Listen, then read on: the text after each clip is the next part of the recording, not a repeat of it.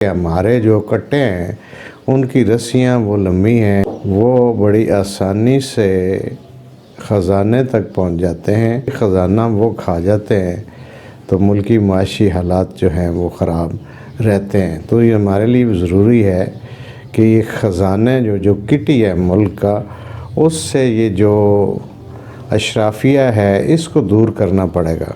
मेरे अज़ीज़ दोस्तों, आपने वो किसान वाली कहावत तो सुन रखी होगी जिसमें एक गरीब किसान बड़ा परेशान होता है क्योंकि उसकी जो भैंस है वो दूध देना बंद कर देती है। वो उसको वेटनरी डॉक्टर को दिखाता है तो अभी कोई फ़र्क नहीं पड़ता, फिर वो जो हकीम वैद वगैरह होते हैं उनको दिखाता है, कोई फ़र्क नहीं पड़ता, भैंस दूध नहीं देती। उसको वो दम दरूद कराता है, पीरों फ़कीरों के पास ले जाता है तो कोई वफाका नहीं होता। बिल आखिर वो हिम्मत हार के और दिल बर्दाश्ता हो के वो फ़ैसला करता है कि इसको मैं कसाई को बेच देता हूँ। ये लास्ट रिज़ॉर्ट होता है किसी किसान के पास कि वो अगर उसका कोई जानवर जो है वो बिल्कुल किसी काम का ना रह जाए और उसका कोई और मुतबादल उसका बेनिफिट ना हो तो वो उसको कसाई को बेच देता है। वो जा रहा था तो रास्ते में उसे एक सियाना मिला जिसको आप समझें कि वाइज मैन उसको मिला। सियाने ने किसान से पूछा, भाई कहाँ जा रहे हो? तो उसने सारा माजरा उसको सुनाया कि ये इस तरह करके भैंस जो है ये दूध देना बंद कर गई है और मैं बड़ा परेशान हूँ और इसको कसाई को बेचने जा रहा हूँ। तो सियाने ने पूछा कि आप कट्टा कितनी दूर बांधते हैं? किसान ने बताया कि कट्टा तो काफ़ी दूर बांधते हैं मगर कट्टे की रस्सी लंबी है, वो भैंस तक पहुँच जाता है।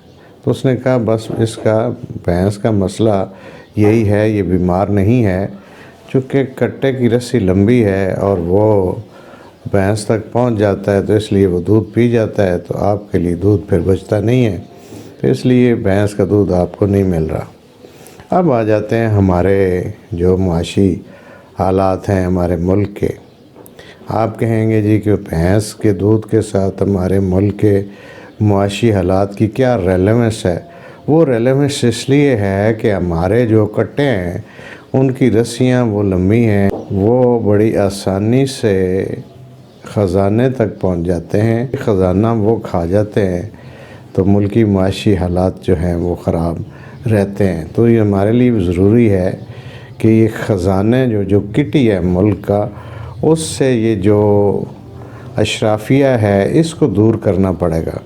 IMF के साथ जब हम रब्ता करते हैं फर्दर लोन के लिए तो वो हमें कहते हैं जी कि बिजली की कीमत बढ़ाएं, सब्सिडी ख़त्म करें, गैस की कीमत बढ़ाएं, पेट्रोल की कीमत बढ़ाएं, उस पे जो सब्सिडी है वो ख़त्म करें, टैक्सेस जो है वो आयद करें, रुपए को डीवैल्यू करें डॉलर के मुकाबले में, वगैरह वगैरह, और टैक्सेस जो है उनके नफाज का मुतालबा करते हैं ताकि आवाम से रिकवरी हो।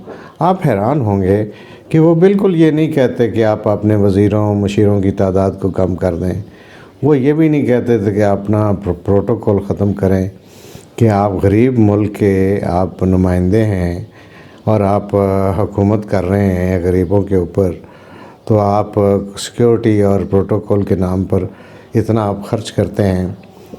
वो ये भी नहीं कहते कि वज़ीरों मशीरों आला ओहदेदारों को दी गई रियायतें ख़त्म करें, इनकी तनख्वाहों को कम करें, बिजली मुफ्त, पेट्रोल मुफ्त, इलाज मुफ्त, सफ़र मुफ्त। मुल्क की इकानमी का बेड़ा तो गर्क होना ही है। अगर ऐसी सूरत हाल हो तो तरक्की कैसे मुमकिन है? तो मुल्क में ना बिजली है, ना गैस है, इंपोर्ट बिल अदा करने के पैसे हमारे पास नहीं हैं, जो पहले से हमने कर्ज़ ले रखे हैं उनकी किस्त अदा करने तक हमारे पास पैसे नहीं हैं, मगर इनको बिजली, गैस, फ़ोन, मोबाइल, पेट्रोल मुफ्त हासिल है। ये जो इन हैं, ये इन जो हैं ये एक पूरा टोला है अशराफिया का। इनको कहीं हमारी और इनको ये कहना पड़ेगा कि हमारी और इस गरीब मुल्क की जान छोड़ दें, जाएं बरतानिया, यूरोप, अमेरिका, जहां आपकी जायदादें हैं, जहां आपके बैंक बैलेंस हैं, यहाँ से लूटी हुई जो आपकी वेल्थ है जहाँ पर वो है, आप वहाँ जाकर रहें और इस मुल्क और गरीब عوام کی جو جان ہے وہ چھوڑ دیں. آپ عوام کو کہنا پڑے گا، چونکہ یہ ہمیں کہتے ہیں کہ مشکل فیصلے ہمیں کرنے پڑیں گے. مشکل فیصلوں کا مراد یہ ہے کہ ہمارا مزید خون انہیں نچوڑنا ہے، تو اس لیے ہمیں کہتے ہیں مشکل فیصلے کرنے پڑیں گے. بھائی مشکل فیصلے یہ نہیں ہے، مشکل فیصلہ یہ ہے کہ آپ ٹل جائیں، آپ اس خزانے کو، ملک کے خزانے کو، عوام کے خون کو نچوڑنا بند کر دیں. آپ رحم کریں ہمارے اوپر. بہت شکریہ.